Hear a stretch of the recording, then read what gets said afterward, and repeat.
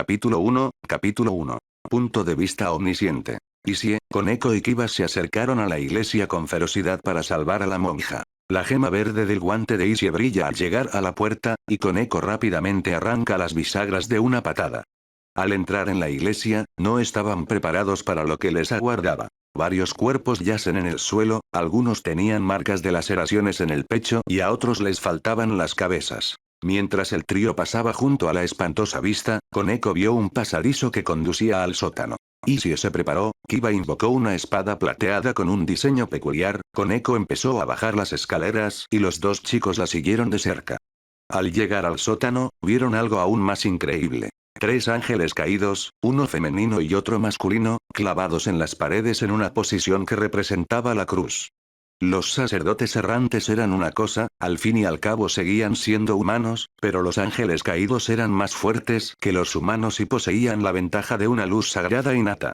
Aunque diluida por su caída, seguía siendo una habilidad temible, especialmente para criaturas de la noche como ellos. No esperaba visitas. Una voz llamó la atención del trío, aunque fue fácil de mantener, aunque más larga que la de los otros dos, que seguían mirando a una fallecida de cabello negro, vestida con un atuendo de dominatrix que dejaba poco espacio a la imaginación. Era una mujer hermosa, si se podían ignorar las espadas cortas negras en sus manos, su pecho y la que le sujetaba las piernas por el tobillo.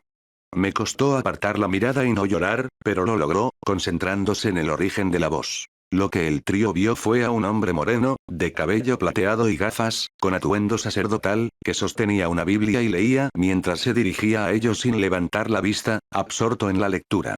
El trío mantuvo la guardia en alto. ¿Puedo ayudarle?, dijo el sacerdote.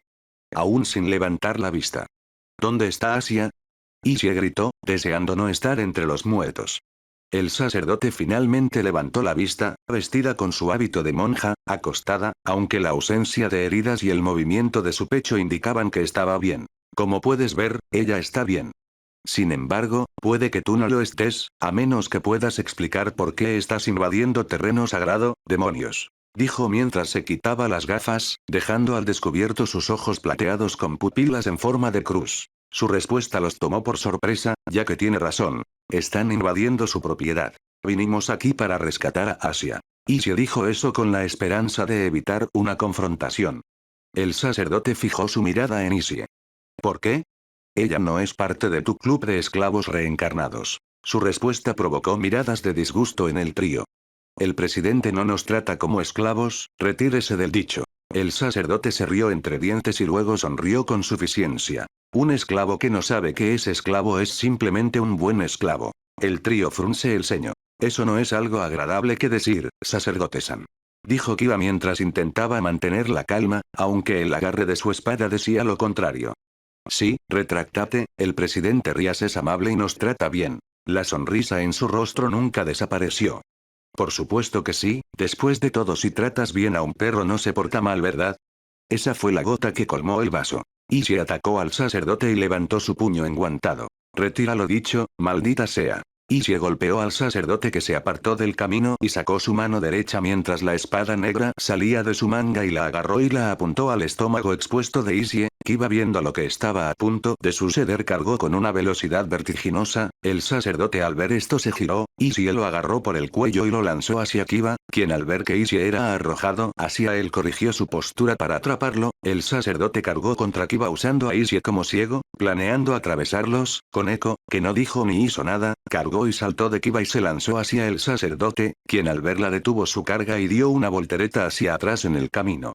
Ishie es atrapado por Kiba y al mismo tiempo el ataque de Konekos golpea el suelo y crea un pequeño cráter. El sacerdote que ya aterrizó regresa a su posición previa al enfrentamiento. Un peón, un caballo y una torre. Él enumera sus piezas casualmente mientras sostiene su barbilla. Los hice bien. Kiba bajó a Ishie y se puso en posición de batalla. Koneko murió de la misma manera. Mientras tanto, Ishie entró en pánico al ver la indiferencia con la que el sacerdote identificó sus piezas. Debe ser nuevo en lo sobrenatural. Ishie podía notar que el sacerdote se estaba dirigiendo a él. El chico caballero y la loli cara de piedra están claramente acostumbrados a esto y conocen el uso de sus piezas. Aunque aún no has usado la promoción. La sonrisa del sacerdote era muy exasperante, pero tenía razón, era un novato en esta nobleza y en lo sobrenatural en general. Bueno, da igual promocionar o no, no cambiará el resultado. Entiendo tu nivel de poder. Un demonio de clase baja y dos de clase media. Dos engranajes sagrados y uno con fuerza superior a la media para una torre de clase media, posible híbrido entre demonio y especie antes de la reencarnación. Esto pone tensos al trío. Habían adivinado su nivel de poder y habilidades tras un enfrentamiento. ¿Quién era y por qué estaba allí? El sacerdote extendió ambas manos y aparecieron espadas cortas entre sus dedos, 3 espadas por mano. Las miró, su mirada cambió y la sonrisa burlona desapareció de su rostro. Su actitud se tornó seria. Bueno, lo diré una vez más. ¿Por qué te estás metiendo en terreno sagrado? ¿Por qué estás aquí por la monja? Kiba y Koneko no intentan responder. ¿Dónde estoy aquí para rescatar a Asia, porque ella es mi amiga? El sacerdote permanece en silencio y mira fijamente a Isie. Ya veo, supongo que tu respuesta cambiará si te enfrentas a la muerte. Cruzó las manos y sus ojos plateados brillaron, y un aura plateada cubrió su cuerpo. Todos los demonios presentes sintieron una punzada de necesidad. El aura se expandió por el suelo y cubrió toda la habitación, y posiblemente el edificio, ya que no se detuvo. Esta es la casa del Señor, yo soy su hijo, yo soy su mensajero y yo soy su espada que hiere a sus enemigos. Fue en ese momento que el trío se dio cuenta de lo jodidos que estaban. Todo el mundo sentía que la muerte los rodeaba. Entonces, la pupila en forma de cruz se volvió dorada y un halo apareció detrás del sacerdote. Supieron que su destino estaba sellado.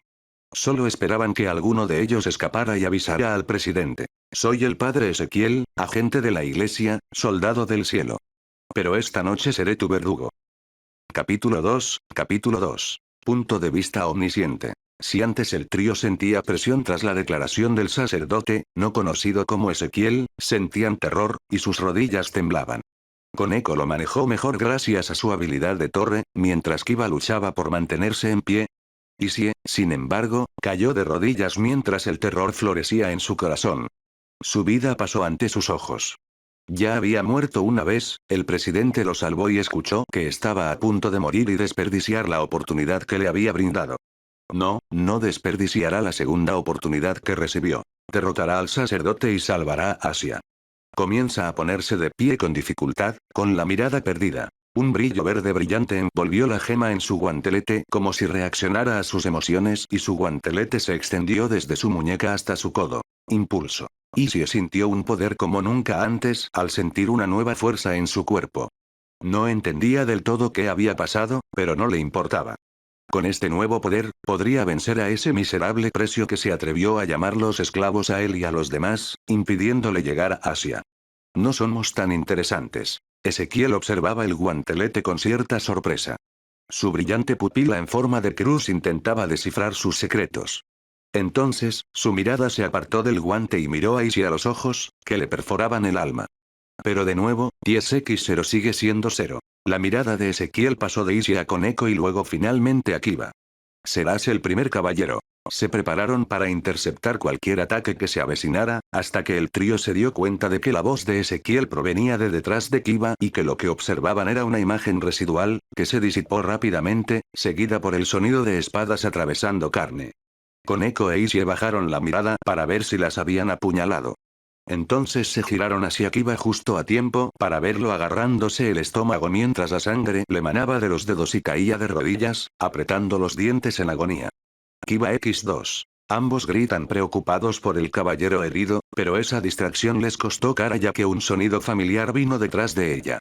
El siguiente en caer es la torre. Y el sonido familiar de cuchillas atravesando carne entró en los oídos de Koneko, ella miró hacia abajo con temor mientras el dolor pronto seguía y sus rodillas se doblaron y cayeron sobre una rodilla cuando Ezequiel quitó las cuchillas y la sangre brotó y ella palideció y cayó hacia adelante, pero bajó una mano para agarrarse mientras la otra agarraba sus heridas. Ezequiel la mira y luego mira a Kiba antes de encarar directamente a Isie, quien desde entonces se ha quedado paralizado por el shock y el horror ante los acontecimientos que ocurrieron en cuestión de segundos. Así que peón, solo somos nosotros dos. El sacerdote blandió sus espadas y le quedaron 4 y 2 espadas, una en cada mano. Isie se armó de valor.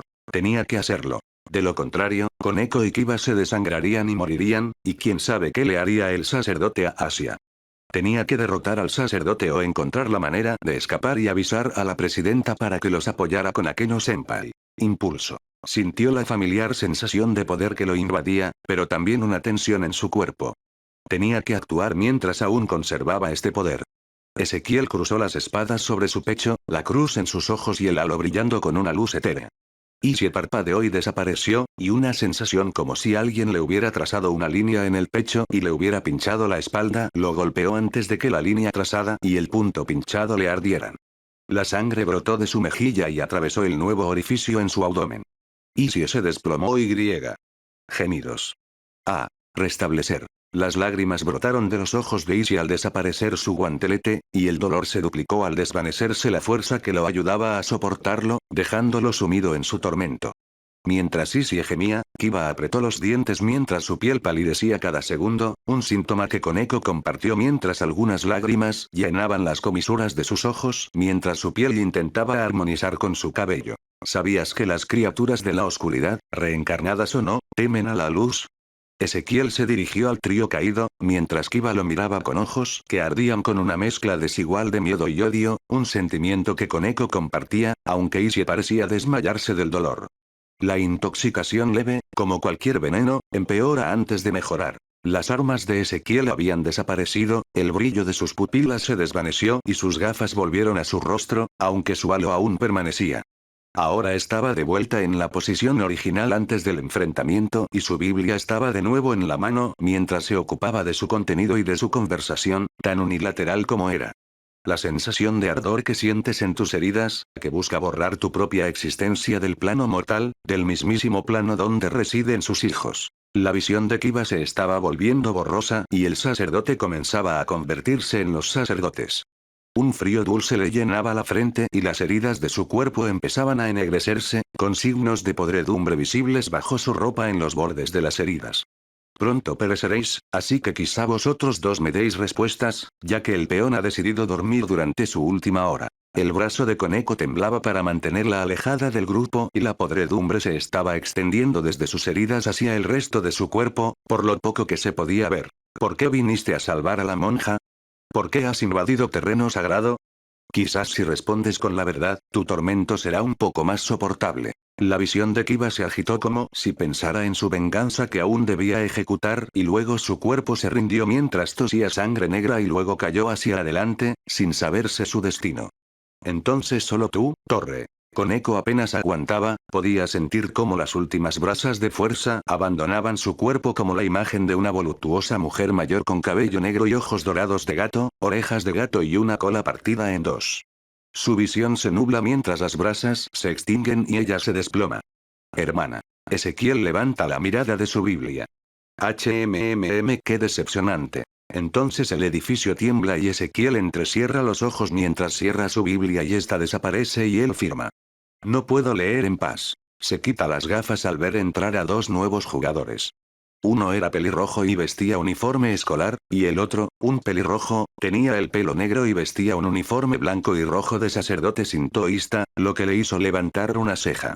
El pelirrojo miró al trío en el suelo, posiblemente muerto, pero definitivamente moribundo, y un aura roja y negra cubrió su cuerpo y convergió en su mano.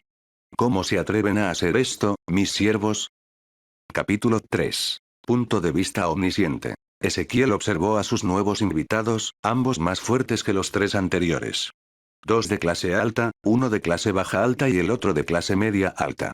Aunque la sacerdotisa de pelo oscuro tiene mayor control de su energía mágica. La pelirroja que le resultaba familiar miró a los tres individuos en el suelo y se le llenaron los ojos de lágrimas antes de que su mirada se endureciera y se enfocara en él con una intención asesina. ¿Cómo te atreves a hacerle esto a mi lindo sacerdote sirviente? Gritó. ¿No están muertos, demonios? Todavía no, dijo, y ella se sintió aliviada, aunque solo un poco. Puede que no estén muertos, pero las condiciones son buenas. Pero curarlos será imposible, para ti, añadió, y el alivio que sintió disminuyó. Condensó una bola de energía negra y roja en su mano. ¿Puedes curarlos? Sí, pero no lo haré, dijo mientras miraba a la monja en el suelo a su derecha. ¿Acaso no los veía como una amenaza o era su arrogancia? Agitó la mano y varios círculos mágicos plateados con runas y un sello rodearon a la monja antes de desaparecer. Sacó un libro de su abrigo y lo abrió. Sello. La monja se convirtió en motas de luz dorada con un toque de verde en el centro y fue absorbida por la página expuesta. La página antes en blanco, ahora llena de escritura antigua. Cerró el libro y lo guardó en su capa. Ahora les dedicó toda su atención. Me sorprende que no me atacaran durante el proceso. Tu mano izquierda estuvo detrás de tu espalda todo el tiempo y una abertura obvia suele ser una trampa. La respuesta de la pelirroja provocó una sonrisa burlona en el sacerdote. Eres más sensato de lo que esperaba, considerando tu entrada, comentó. ¿Por qué atacaste al sacerdote de mi sirviente? Ignoró su comentario y le preguntó. Esto es una iglesia, por si no te has dado cuenta. Entraron sin permiso, diciendo que estaban aquí para rescatar a la monja. Ufuzú. ¿Dejaste al sacerdote estirado para atacar a alguien por eso? Dijo el de cabello negro, hablando por primera vez. Quizás, quizás no. Pero esta es la casa del Señor. No importa si los caídos la usan como refugio o si se encuentra en este estado ruinoso. No permitiré que los demonios irrumpan y la falten al respeto con su sola presencia, dijo con los ojos brillando de convicción. Esta respuesta hizo que el dúo frunciera el ceño. Necesitaban que él sanara al otro. Podría haber mentido al decir que ella no podía curarlos. Pero ¿y si lo intentaban y empeoraban la situación? ¿Eres el único que puede curarlos? Preguntó la pelirroja, esperando que la respuesta fuera no. No, se animaron un poco. Pero a menos que tengas un ángel de clase alta o superior en el marcado rápido o un unicornio de mascota escondido, entonces sí, añadió con una sonrisa aún presente. El miedo regresó al dúo. Los tres bandos de la facción bíblica se encontraban en una guerra fría. Y ningún unicornio se dejaría domar jamás por un demonio ni por ningún ser afiliado al lado oscuro del espectro. ¿Qué tal una apuesta? Dijo la pelirroja. Su compañera de cabello azabache la miró, pero no dijo nada. El sacerdote arqueó una ceja. ¿Qué clase de apuesta, señorita? Los ojos de la pelirroja se crisparon. Soy Gremory, Rías Gremory y yo proponemos que, cuando te derrotemos, los sanes, se notaba el orgullo en su tono. La pelirroja se encogió de hombros tras esa declaración, pero no dijo nada. Gremory, entonces debes ser la hermana menor de Lucifer. El sacerdote respondió después de un segundo. Me arrepiento de tu decisión, sacerdote. Dijo Rías, creyendo que la reputación de su hermano lo asustó. Me llamo Ezequiel y no eres Lucifer, señorita Gremory, dijo Ezequiel. Solo eres su hermana menor. Rías frunció el ceño y su compañera frunció el ceño. ¿Qué tal? Sin embargo, continuó Ezequiel interrumpiendo su réplica y haciendo caso omiso de su ceño fruncido. Quiero ver el poder de la destrucción, afirma con un interés evidente en su tono. Si tú y tu compañero pueden aguantar 5 minutos, los curaré, dijo. La oferta menospreciaba sus capacidades y las de su reina, pero también les daba una ventaja. Una que sin duda aprovecharía y haría que el sacerdote se arrepintiera de haberla subestimado. Rías embiste a Bot y a ese con orbes de pot. Aqueno, cúbreme desde arriba. La reina, ahora identificada como Aqueno, extendió sus alas de murciélago y se elevó del grupo y flotó justo debajo del techo. Círculos mágicos amarillos frente a ella, con ambas manos chisporroteando de electricidad. Ezequiel, con ambos brazos a la espalda, se acercó a ambos combatientes.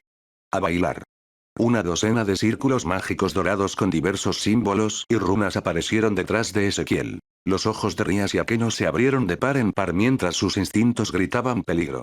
La potente energía sagrada y luminosa que emanaba de los círculos mágicos prometía una muerte rápida y dolorosa. ¿Acaso este sacerdote era humano? La energía sagrada y luminosa que emanaba de su círculo era demasiado potente para un humano. Entonces, varias construcciones de armas hechas de luz sagrada comenzaron a salir de los círculos mágicos, pero permanecieron suspendidas. Espero que sobrevivas a esto, Gremory. Sería una pena que la hermana pequeña de Lucifer no pudiera con esto. Ezequiel la miraba fijamente, y cada palabra desgarraba sus inseguridades. Pero ella se negaba a dejar que lo viera. Disparó 2 orbes, pero fueron interceptados por espadas de luz, formando una nube de humo. 6 lanzas de luz atravesaron la nube de humo y se dirigieron directamente hacia ella y Aqueno, quien lanzó hechizos de relámpago contra ellas, defendiendo a su rey. 7 lanzas más ya estaban frente a Rías tras ser destruida la descarga anterior. Creó una barrera, pero aparecieron grietas con el segundo impacto. El tercero se rompió. Ford se inclinó a la izquierda para esquivarla, pero le rozó las mejillas. La quinta lanza se dirigía a su corazón, pero Akeno erigió una barrera justo a tiempo para defenderla. La sexta y la séptima evadieron la barrera de Rías y se dirigieron hacia Akeno, quien erigió una barrera para defenderse, al tiempo que disparaba relámpagos para interceptarlas. Las lanzas aumentan su velocidad evadiendo el rayo y golpeando la barrera al mismo tiempo. Crack boom. Ah. Akeno grita de agonía. Akeno. Gritó Rías con una preocupación evidente en su voz.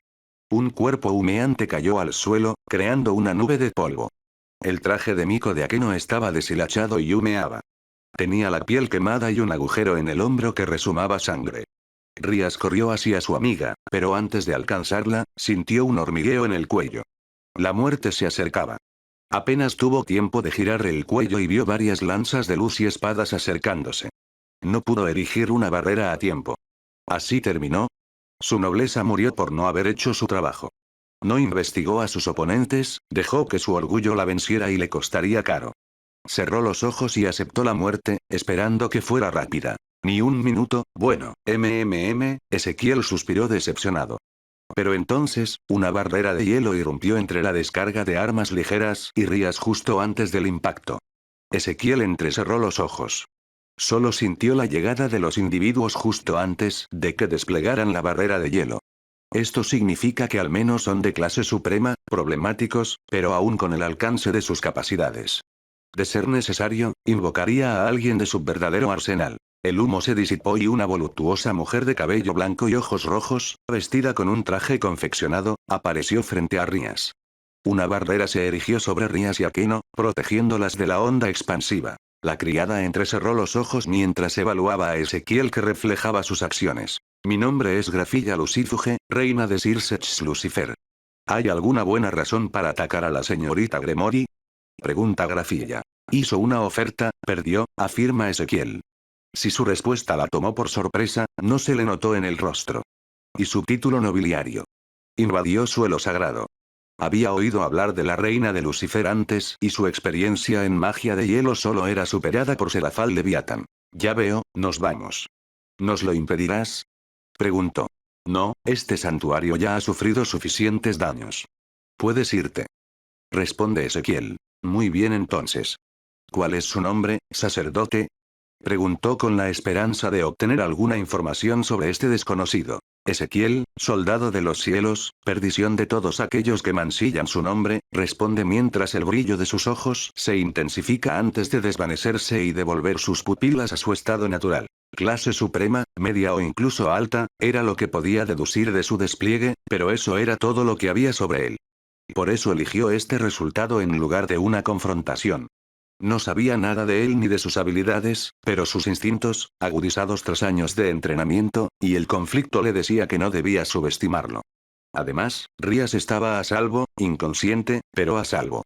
Le comunicaría esta información a su rey y él decidiría cuál sería el siguiente paso. Círculos mágicos aparecieron debajo de ella, Rías y el resto de su nobleza antes de teletransportarse. Tras comprobar que se habían ido, Ezequiel finalmente bajó la guardia.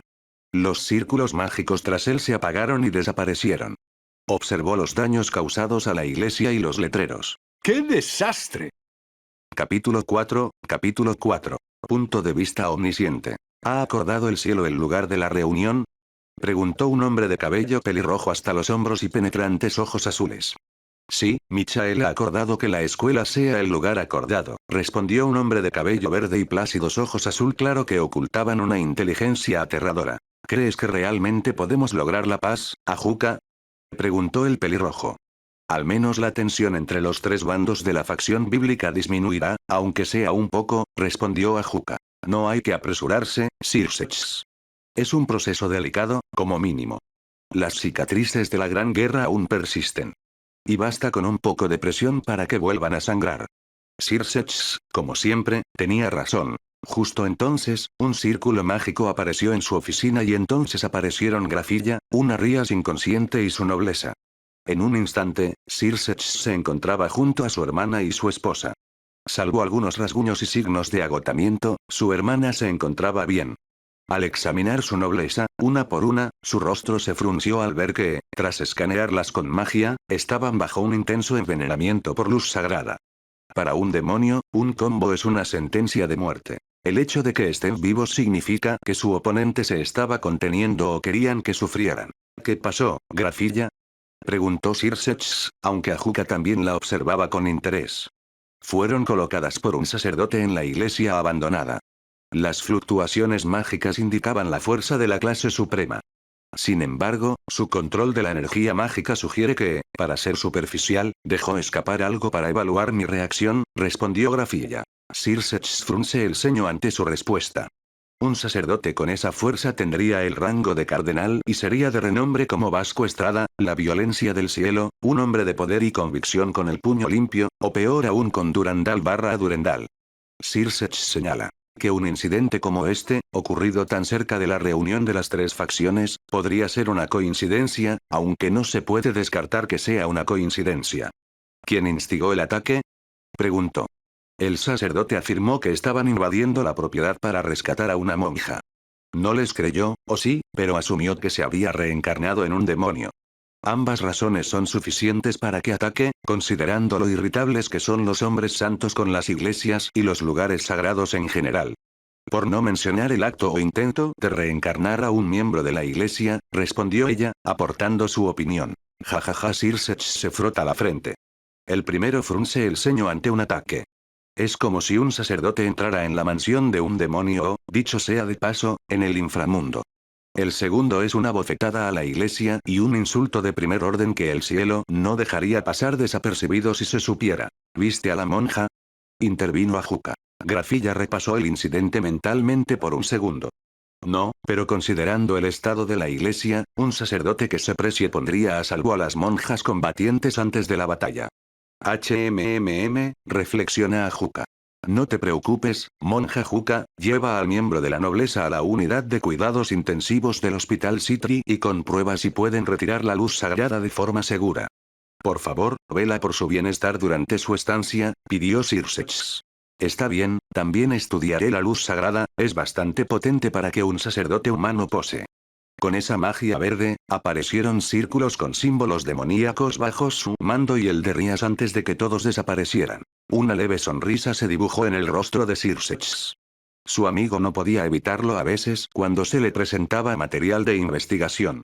Incluso si dicho material era el título nobiliario de sus hermanas. La sonrisa se desvaneció cuando su mirada volvió a su hermana y luego a su esposa y reina. Llévala a casa, Grafilla. Su madre la curará y querrá una explicación, al igual que su padre. Entendido, respondió ella y un círculo mágico blanco plateado con símbolos demoníacos aparece debajo de ella y Rías. Gracias, Grafilla. Si no hubieras llegado a tiempo, dijo Sir Sechs. No pronunció el resto de sus palabras, pero su esposa y reina comprendieron. Cuando se trata de su familia, su sensato y táctico rey y esposo se vuelve emocional e irracional. Una suave sonrisa se dibuja en el rostro estoico de Grafillas mientras se acerca a Sir Sechs y lo abraza, un gesto que él agradece con creces. La mira a los ojos y la besa apasionadamente durante unos segundos antes de soltarla y mirarla fijamente a los ojos. No hicieron falta palabras. Tras un instante, ella abandona el abrazo amoroso y regresa al lado de Rías, reactivando el círculo mágico antes de teletransportarse. ¿Sabes el nombre de este sacerdote? Preguntó Sir Sechs. Ezequiel deja su nombre atrás y luego desaparece junto con Rías. Sir Sechs, reflexionando solo, se sentó en su silla de oficina y reflexionó. El hecho de que la iglesia tuviera un sacerdote supremo desconocido significaba que podrían ser otras potencias ocultas. Quizás la iglesia no era la más débil de las tres facciones bíblicas. Más. Los caídos tenían portadores de corazones sagrados, exorcistas errantes y magos trabajando para ellos, sin mencionar sus alianzas ocultas y espías en varias otras facciones. Sin embargo, su fuerza principal proviene de exmiembros de la iglesia y sus ángeles caídos homónimos. Aunque la mayoría de los caídos son carne de cañón mestiza de dos alas. Solo tienen a Azazel, Shemasai, Baraquiel, Cocabiel, Tamil, Amaros, Saariel y Samael encarcelados barra sellados en Coquitus y una docena o más por debajo de la clase Cadre pero aún en la clase suprema. La iglesia hasta ahora tenía la segunda mayor cantidad de individuos en su facción, pero la mayoría de las reliquias, ya sean sagradas o demoníacas, estaban en uso o selladas para debilitar a otras facciones. Los serafines eran los más altos en la jerarquía, con solo el Papa, los profetas, los santos y las doncellas santas teniendo contacto directo con ellos. Los sacerdotes cardenales también tienen margen de maniobra. La jerarquía del cielo es bastante confusa, pero se puede simplificar con los 4 príncipes celestiales / 4 grandes serafines, los primeros ángeles del Dios bíblico, en la cima, solo superados por su creador.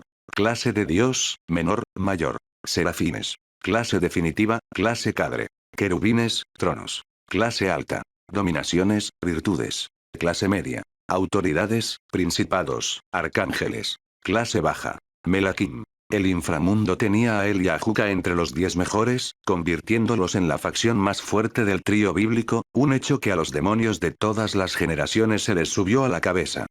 Creyéndose intocables. Pero bastaría un error para que las otras 2 facciones bíblicas se unieran o que otra facción más fuerte se ofendiera y aniquilara a los demonios. El sistema de poder de los demonios es confuso, ya que la clase alta es un nivel de poder y un tanque al mismo tiempo. La clase baja es el rango de la mayoría de los demonios reencarnados, aunque muchos de ellos poseían poder demoníaco de clase alta y definitiva. También está el hecho de que la facción de los demonios tenía la mayor cantidad de engranajes sagrados, Grigori el segundo y el cielo el menor. Ja ja ja ja. Con otro suspiro, Sir Sech termina su monólogo interior. Se revelará más durante la reunión, así que tendrá que contener su curiosidad por ahora. Aunque los hallazgos de Ajuca lo ayudarán o lo empeorarán. Ezequiel, ¿eh? Quizás había aparecido el Vasco Estrada de esta época. Los ojos de Sir Sech brillaban carmesí. Me pregunto cuánto tiempo y qué también puedes bailar, sacerdote. Capítulo 5. Punto de vista omnisciente. Habían pasado 2 semanas desde su encuentro con la heredera Gremori y su nobleza. Ezequiel estaba arrodillado ante el altar de la iglesia recién renovada, al menos por dentro. Sin embargo, en el exterior todavía estaba cerrado por construcción y protegido mágicamente contra la intrusión mundana y la mayoría de las intrusiones mágicas para evitar que vagabundos, delincuentes y elementos rebeldes como exorcistas errantes, caídos y demonios pensaran que este era un refugio fácil o un terreno de caza. Al terminar su devoción, se levantó del suelo, se dirigió a la primera fila y se sentó. Un libro se manifestó en un destello de luz plateada. Con la textura de una Biblia, el título al frente lo sugería y las escrituras que lo confirmaban su autenticidad. Con un destello de luz dorada, la palabra del libro cambió del inglés a otro idioma que solo un grupo selecto en el mundo podría descifrar, y mucho menos hablar con fluidez. El idioma era el enoquiano antiguo, el idioma de los ángeles. Un idioma con múltiples usos, desde el simple lanzamiento de hechizos hasta el encantamiento, aunque muy pocos materiales resisten el proceso, la protección, como hizo con la iglesia, la invocación e incluso el sellado. Y estos son solo algunos de sus usos. Pasó la página y vio un idioma diferente. Un idioma más fácil de reconocer, pero no tan fácil de leer. Era hebreo antiguo. Este idioma, aunque languideciente, aún lo usan algunos miembros de la iglesia, junto con el latín, en la hechicería y la oración. Pasaron unos minutos y Ezequiel estaba absorto en el tiempo, pero lo interrumpió el timbre del teléfono. Con un suspiro, cerró el tomo, ahora convertido de nuevo en Biblia, antes de que se convirtiera en luz y fluyera hacia su pecho. Metió la mano en su bolsillo, sacó un teléfono y comprobó el identificador de llamada, que solo decía, el Vaticano. Hola, buenos días. Actualmente estoy en Quo. ¿Robado por quién? Veo. Él viene hacia aquí. Bien. No, no es necesario realizar copias de seguridad. Si ya están cerca, no hay remedio. Que se reúnan conmigo en la iglesia. Pídele a los demonios que no interfieran. Hay 2 herederos de alta alcurnia con sus respectivos títulos nobiliarios y posiblemente protegidos por sus hermanos. Si es necesario usar la fuerza para que se mantengan al margen de los asuntos eclesiásticos, que así sea. Sin embargo, Sir Michael y Madame Gabriel desean la paz con los pseudo-engendros del infierno. Por lo tanto, habrá que llegar a un acuerdo. ¿Quién fue enviado? Solo esos 2 contra un cuadro, contra un exvigilante, están locos. Es sospechoso. La iglesia tiene reglas y restricciones. Formación y hechizos de protección automatizados protegían constantemente espadas sin dueño, y aún así fueron robadas. Ahora lo dices, a pesar de la amenaza de un antiguo vigilante, solo enviaron a 2 exorcistas de clase media alta. Con espadas sagradas. También podríamos darle las espadas restantes al enemigo. Muy bien. Conozco a Sir Estrada. Está bien, me encontraré con ellos en la escuela para la reunión. Sí, Sensei. Al terminar la conversación, colgó. Enviar a 2 exorcistas para recuperar o destruir las espadas era sospechoso, se mirara por donde se mirara. Pero primero se ocupará del robo de las espadas y después de la posible corrupción. Es posible que la incompetencia estuviera en juego, pero lo dudaba. Así gritó Ezequiel y unos segundos después el sonido de pasos apresurados llegó desde las escaleras del sótano.